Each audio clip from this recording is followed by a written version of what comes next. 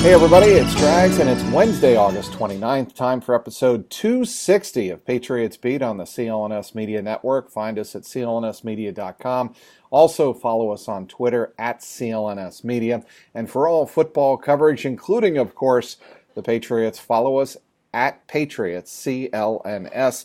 Every neighborhood has a heartbeat, a place that represents the cultural epicenter of the area at its very core. In Boston's historic North End, that place is Boston Barber and Tattoo. Boston Barber and Tattoo has become home to A-list Boston celebrities like Gordon Hayward, Milan Lucic, Brad Marchand, and Aaron Baines. Boston Barber and Tattoo is more than just Boston's most well-known corner barbershop. It's also a tourist attraction for the hundreds of thousands of people that visit the North End throughout the year. Boston Barber and Tattoo, a North End landmark that represents the cultural epicenter of the area at its core, located at 113 Salem Street. This week, I welcome CLNS media colleague and Patriots expert beat reporter Evan Lazar, who joined our team just a few weeks back. Many of you who follow the Patriots are already familiar with Evan's terrific work breaking down the film, doing an incredible job of deciphering the football moves of one Bill Belichick and his staff. Welcome, Evan. How you doing? I'm doing well. Boston Barber with Aaron Baines' do. I like it. I've always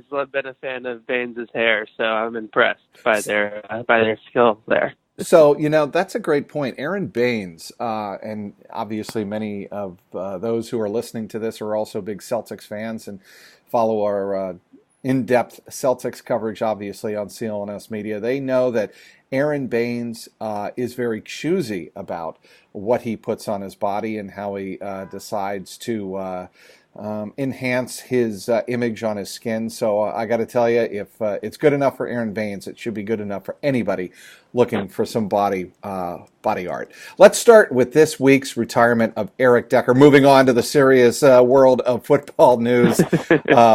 Evan, really not a surprise that Eric Decker decided to hang up the cleats. I thought it was a class move, a very heartfelt message on Instagram that he posted late Sunday afternoon.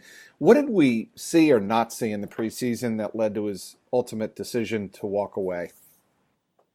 Yeah, I think that ultimately, when you see guys retire from the Patriots at this point in the season, early in the preseason, usually what we are seeing is that, if you come into the system as late as Eric Decker did, it's just a tough place to catch up.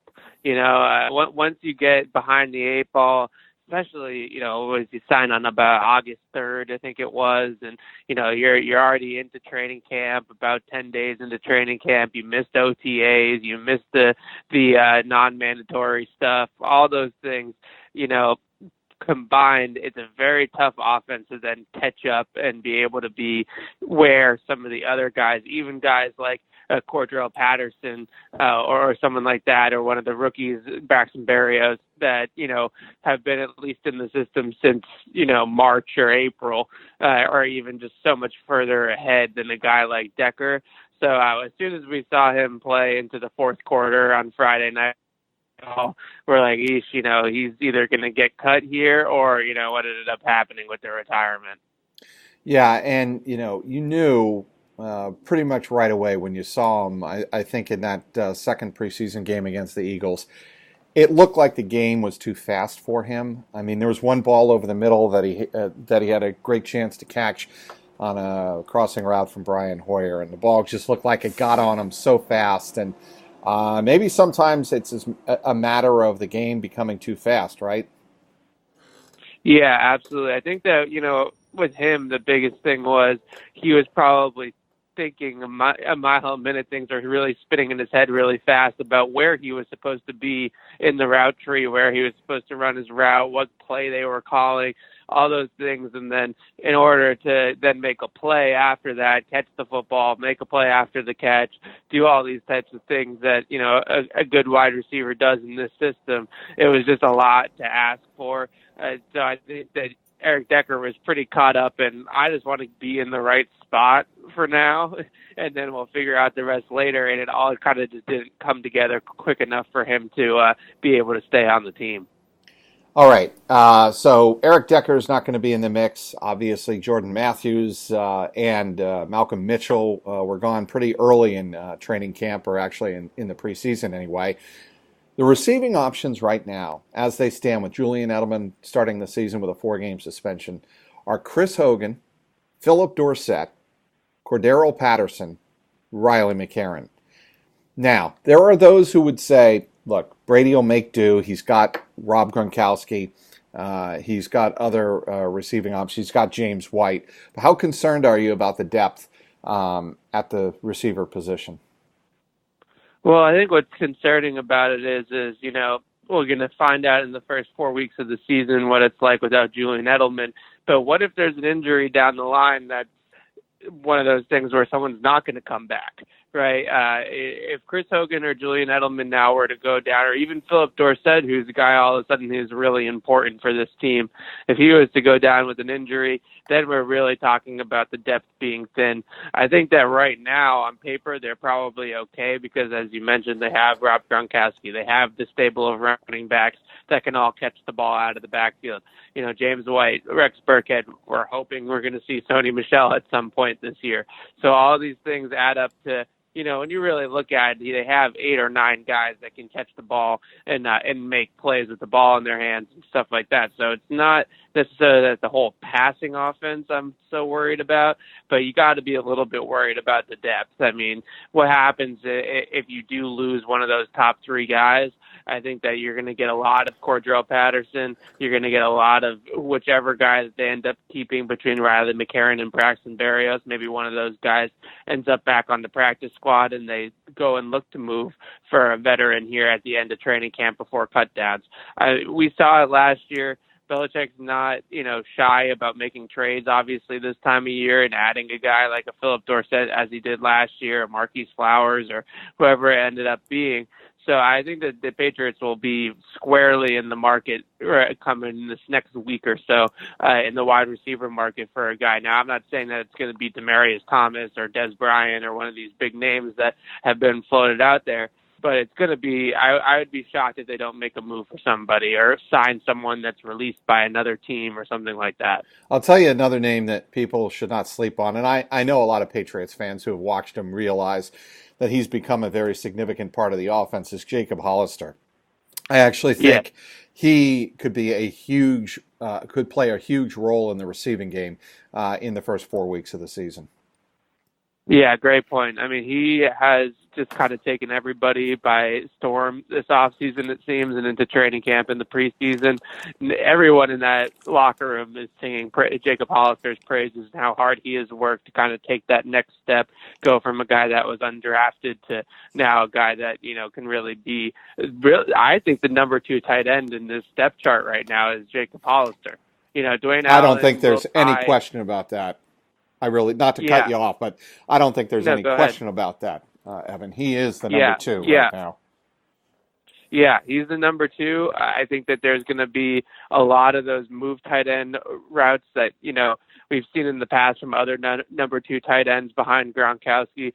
Seam routes, things on moving him around the inside and the outside of the formation, lining him up in the slot, maybe lining him up in the backfield a little bit and throwing him at, routes into the flat and stuff like that. He's going to be good after the catch. He's a fast guy. He's like kind of in more of a mold of a wide receiver than a tight end at times. So I think that there's a lot of good things that Jacob Hollister can do in this offense that we are starting to see. Obviously, we didn't get to see him on Friday night because of the minor injury that he's dealing with. But I agree. I think that he's going to be a big part of this, or at least the guy that's going to hold a role. I'm not sure if he's going to, catch 60 passes or anything like that, but I think that he'll be a guy that's going to get some balls this year. Okay. Alex Barth, our CLNS media colleague, and I talked about this on Sunday at Gillette Stadium. I'm more concerned about the depth in the running game than I am the receiving game because Tom Brady controls the pass game, right? I mean, obviously, right. He decides where the ball's going to go, and he can check down. He can get creative. He, in many years in the past, has been one of his own best pass protectors for the way he moves around in the pocket. But the running game is a different story, and the running game concerns me. When you take a look at Sony Michel and Rex Burkhead, already dinged up, And having not played the last couple of weeks, Jeremy Hill did get injured in that game on Friday night, late in the game. Why he was in there, only Bill Belichick knows for sure. But at this point, your options are Ralph Webb, James White, Jeremy Hill, Mike Gillislee, and Brandon Bolden, because the others are injured. What do you make of the running back situation? Yeah, it's one of those things where it's starting to get to the point where I almost think that we're going to see Brady chucking the ball 45, 50 times a game, some of these games, especially early on in the season before Sony Michel gets back, because what else are they really going to do? They don't have necessarily a guy that's your traditional workhorse running back, or even a guy like a Dion Lewis, who is, exceptional between the tackles and is a very hard-nosed runner despite his size. So I don't think that you're going to necessarily see that Jeremy Hill is going to be a 250 carry guy, this season for the Patriots, just because he has to be. I don't think that they're going to force him into that role necessarily. I think it's going to obviously be a running back by committee, so they're going to pass the ball around to everybody or hand the ball off to just about everyone. But I wouldn't be surprised at all, especially in those first 4 weeks of the season, if you really see a spread them out Tom Brady in shotgun. He has all of his fast little guys around him that can, create after the catch. And that's kind of the offense that you see. And you just see Brady getting the ball out of his hands in 2.3 seconds. And he's just dumping the passes off to guys like James White and Chris Hogan and Philip Dorsett and Cordell Patterson, and letting them run with it. Because honestly, we've seen in the past that short passing game in New England kind of becomes an extension of the running game. And I think that's kind of where we're headed, because as you said, there's a couple guys that are dinged up. And other than that, there's really not a lot of guys that are known for being workhorse running backs. Maybe Jeremy Hill early on in his career was that kind of guy, and maybe he can get back to it. But I think that's expecting a lot out of him. Yeah, okay, but let's say that they go Tom Brady in the shotgun, Tom Brady empty backfield a lot. Aren't teams going to play closer to the line of scrimmage and send extra pressure up the middle? I mean, that's been kind of the MO against the Patriots when they do that. And, the reason the Patriots, I think, have been able to get away with that is they have the great, neutralizer in Rob Gronkowski, who can get open incredibly quick off the line of scrimmage and become a release for and Julian Edelman, when he's available, become quick releases for Tom Brady. Yeah, absolutely. I think that, the one thing that I will say is that they do have some speed on the outside. Philip Dorsett's obviously a fast guy. Cordell Patterson's not a guy that necessarily you want to see running deep routes all the time, because it's just he's not ever been really that consistent doing it in his career with the route running. But I think that, in order to combat that, you can do things with Rob Gronkowski and Philip Dorsett, especially, that are able to kind of keep the defense honest, pass the ball deep down the field a little bit. We didn't see Tom Brady attempt any deep passes, really, except that one to Will Tye, which was kind of a head scratcher on Friday night, where they threw the fade, on a third down play. So it is a little interesting to see, why is that happening? Is that just a preseason thing to kind of keep Tom Brady protected? That's kind of the way I'm leaning, obviously. But he was basically getting the ball out in 2.2 seconds. He wasn't hanging on to the ball. He didn't attempt a pass or complete a pass beyond 10 yards downfield. He only attempted 2 passes beyond 10 yards downfield out of his 18 pass attempts on Friday night. So obviously they are getting the ball out of his hands quickly, I think, for the preseason purposes, just so that he doesn't take too many hits. But I think that overall, I'm sure he'll hang on to it a little bit longer in the regular season, but I think that that's kind of where we're headed. I really do. I don't think that necessarily, that they're going to let Brady sit back there and scan the field for too long and look for too many deep patterns like they were last year. Last year, obviously with Cooks in the mix and with Julian Edelman out of the mix, they really became a vertical passing offense. I mean, they were running air raid concepts, Yankees and long passes and goes to Cooks on the outside and stuff like that.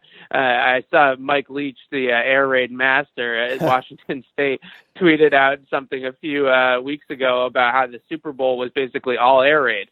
And it's true. It was basically all air raid. The Patriots are running all sorts of vertical passing concepts and seam routes and go routes on the outside and big over routes and stuff like that. So I think we're going to see a very different offense, which I think is going to make the offense, at least to the naked eye, look more like what we're used to in New England with the short passing game. But the question is really going to be, is it going to be more effective? Is more important than that, Patriots fans saying, oh, this looks like the Tom Brady and the Patriots offense that we're used to. So it's going to be interesting to see what happens, especially in those first 4 weeks of the season, how they move the football. But obviously with Tom Brady and Josh McDaniels as the brain trust there, I'm sure that they're going to figure it out, and I'm sure that they're going to score plenty of points. And I think that the defense is going to ultimately end up being the thing that we're all kind of, is it good enough to win a Super Bowl? I don't think that we're really going to be questioning, is Tom Brady and the offense good enough? Speaking with Evan Lazar, CLNS Media Patriots beat reporter. With over 8 million users across the U.S. and Canada, Game Time is the top destination for last-minute tickets to all major sporting events, concerts, and shows. Game Time is built for the urban, millennial, and Gen Z customer that is always on the go and constantly optimizing for the best last-minute experience. Unlike Ticketmaster and StubHub, who overwhelm you with so many choices and steps, the Game Time app shows you only the best values and makes buying tickets incredibly fast and easy. To make selecting tickets even easier, Game Time also shows you an actual high-res photo of your view from the seat. Plus, the Game Time guarantee has you covered. They will guarantee that you'll receive your tickets in time for the event, and they'll be valid for entry. If that doesn't happen for some unknown reason, unlikely reason, Game Time will locate comparable replacement tickets or, of course, give you a 100% refund. Whether you're looking for sports, music, or theater tickets, you can find all of them under one roof at Game Time. For $15 off your first purchase, visit usegametime.com/beat.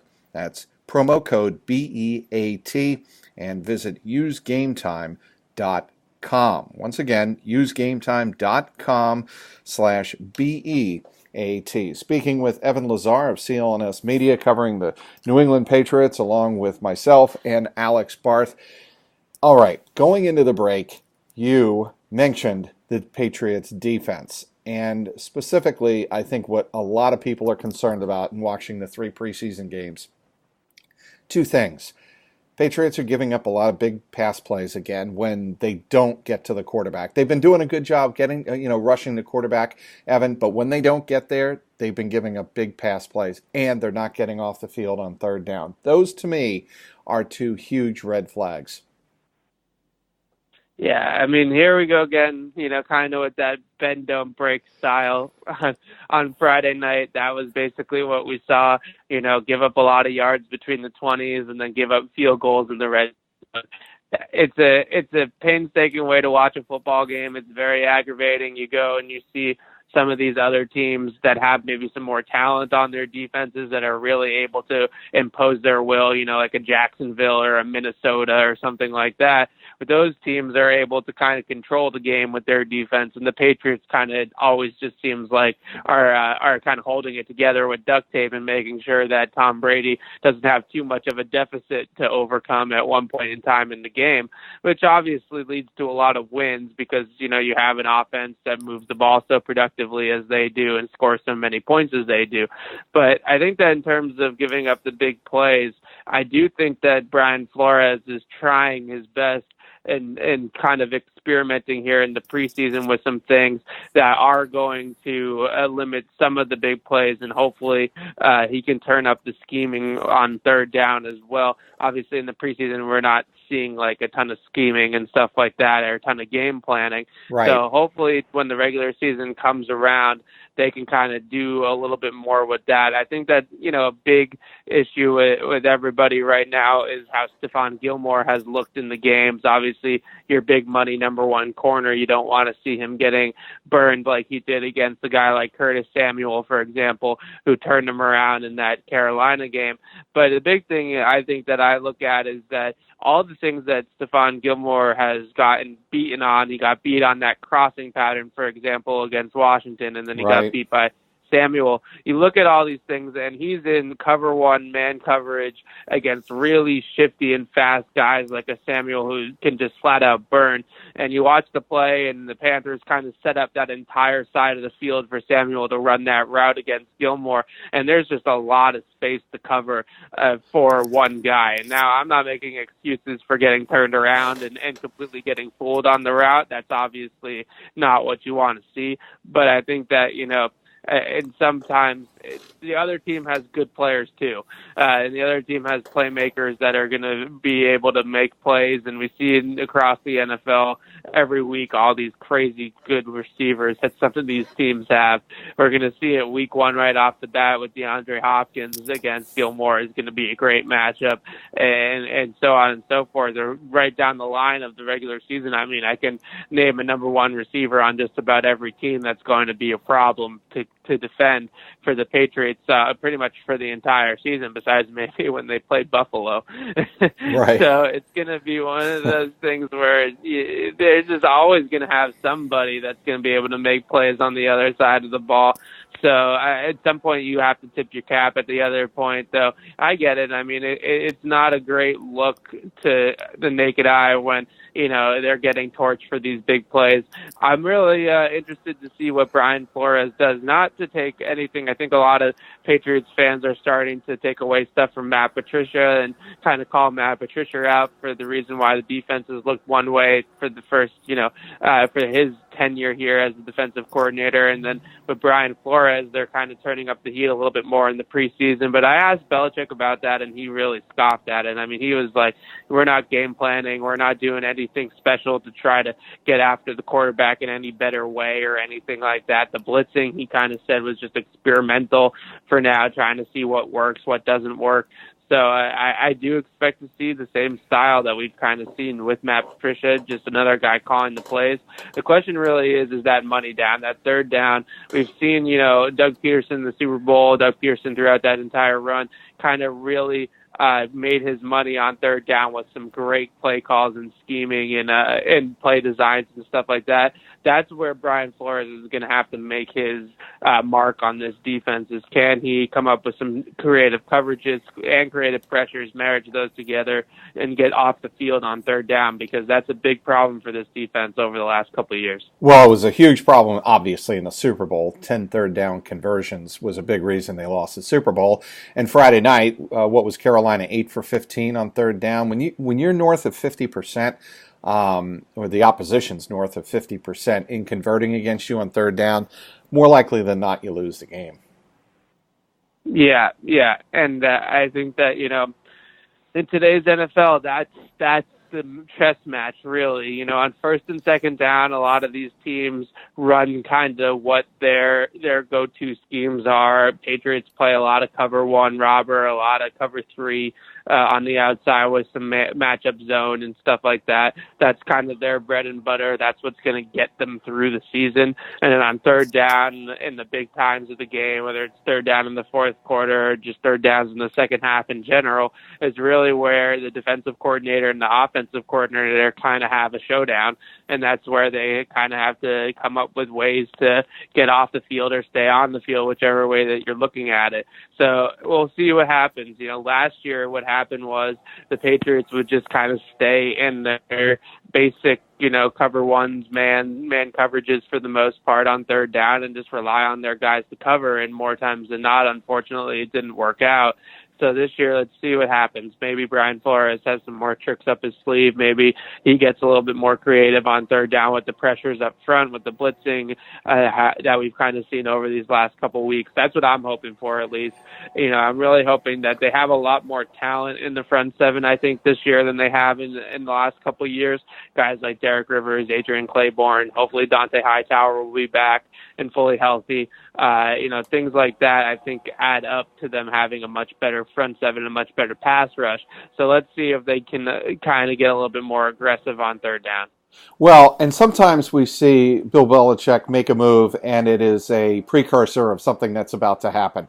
Jason McCourty played safety, and a lot was made of that on Friday night against Carolina. He played some safety, and Belichick talked about it on Saturday in a conference call, saying that his run support technique and his instincts are very good, and something that really pointed towards the Patriots giving him a shot. Then we find out the Patriots let go of Eddie Pleasant, a veteran safety, and so that leaves you with three established safeties, right? Devin McCourty, Duron Harmon, and Patrick Chung. Then after that, you have Jordan Richards, Nate Ebner, and pretty much throw it in the wind of who else is going to play safety. So I think probably you're looking at Jason McCourty. If one of those guys goes down or they need to get creative, he's definitely going to play safety. Yeah, well, what Belichick said was really kind of rings true with Jason McCourty, which is that, having that position flexibility is something that's going to help this guy make the team. Yes. Obviously, if he just plays corner, I just don't think that I think it's going to become a numbers game with a lot of these younger guys on the team. I've been saying it, but I really think that there's four locks at corner: Stephon Gilmore, Eric Rowe, the second-round pick, Duke Dawson, and Jonathan Jones. So then it becomes that fifth spot. Do you keep a guy like Jason McCourty, who's a veteran, who doesn't necessarily play a ton of special teams, isn't kind of one of the, obviously I think he could play special teams, but it's just not really something that he's done over the last couple of years. So you have guys like a J.C. Jackson and a Keon Crossan and a Cyrus Jones and these guys that bring a ton of value in the kicking game. Is it going to push Jason McCourty off the depth chart? Probably, but then if you can have him play at either cornerback or safety, now all of a sudden you had a lot more value to his overall standing on the roster, which is what kind of Belichick was saying, was that, when you have that positional flexibility, when you're able to move a guy around to back up other positions besides just his own position group, it's huge in terms of being able to keep him on the roster. So I think that that's obviously what they were trying to do with Jason McCourty. I'll say this: if you put Jason McCourty as a single high safety in cover 1 or cover 3 like they did on Friday night, he's going to get exposed in that role. I just don't think that that's a role that he is going to be able to hold down in the NFL. We saw it on Friday night when he had to help Keon Crossan on that crossing pattern, a deep over route, and he just wasn't able to catch up to the football, and he had plenty of time. Brother Devin was back there, Duron Harmon. I think that pass gets broken up. So I worry about him in that type of role. But I do think what he can do is play close to the line of scrimmage, right, and that's what box, supporting the run. Right, and that's what Belichick was talking about the other day. Is I don't think they have any interest in having him roam. No way. I mean, right. You want to put him in a position where he's like his brother, a very sound tackler, and he plays very good in zone schemes, right? That's kind of been his MO coming out of Cleveland, is that if you put him in some type of zone scheme and put him close to the line of scrimmage, that's where he excels. Yeah, I think that some matchup coverage underneath, maybe on tight ends and slot receivers potentially, kind of more in a role of a Patrick Chung almost. That I think that he can definitely do. And it's actually something that Devin has done in the past too, just depending on the opponent. They sometimes move him and basically play him at corner when the time comes, or when they want him in that role, and they kind of let Duron Harmon take the responsibilities as the roamer in the deep part of the field.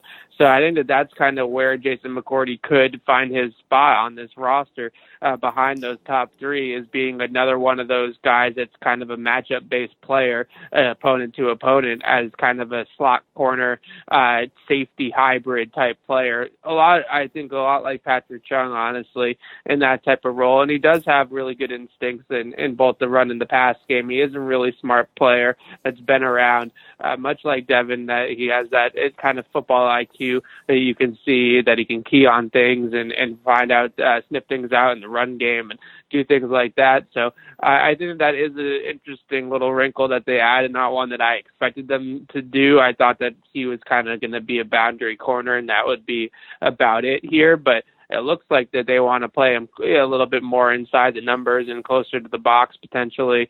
So that's something that I think that he can do, and something that I think this team is kind of missing more than kind of that boundary guy, with Eric Rowe really solidifying himself as the other guy opposite of Gilmore on the boundary. Chatting with Evan Lazar of CLNS Media, covering the Patriots for us. RX Bar, whole food protein bars with simple, real ingredients. RX Bar wants to build things the right way. RX Bar believes in the power of transparency and lets the core ingredients do all the talking, with all of them listed on the front of the packaging. You'd likely recognize RX Bar at the shelf. They're the ones who have egg whites for protein, dates to bind, nuts for texture, and other delicious ingredients like unsweetened chocolate, real fruits, and spices like sea salt or cinnamon. Turns out real food ingredients actually taste really good. Whether you like sweet or savory, chocolate or fruit flavors, there's definitely an RX bar for you. Me, I absolutely love the mint chocolate bar. Great flavor, no aftertaste, and a great boost for a PM workout. Of course, Patriots play a lot of games at night, and an RX bar before I cover a game at night on prime time is always a way to power through and get through the night and bring all of you great Patriots coverage. And for 25% off your first order, visit rxbar.com/trags. Enter the promo code TRAGS, TRAGS, at checkout. Again, for 25% off your first order, visit rxbar.com/trags and enter the promo code TRAGS at checkout. All right, any surprises, Evan Lazar, in the as we head into the final preseason game on Thursday night at MetLife Stadium against the New York Football Giants? If, like, let's say Jordan Richards is playing the entire game, should we read anything more into that than just that the Patriots need to field a roster of 11 players on both sides of the ball, as Belichick always likes to say? I would hope that we could read a little bit into that. I mean, he was playing in the fourth quarter in the third preseason game too. I mean, at some point in time, they have to, kind of realize that experiment is just not going to work. That the player I personally think that Jordan Richards is not a good enough athlete to play at the NFL level. I really do. I think that that's kind of where we're at. I mean, you see him in coverage. The guy just can't do anything well, it seems. He can't really tackle. Harsh, but can't really cover. The film don't lie, Evan. The film don't lie. No, it just doesn't. I just don't. I mean, the only thing that he really contributes to this team is that he played on a lot of special team snaps last year, led the team in special team snaps last year.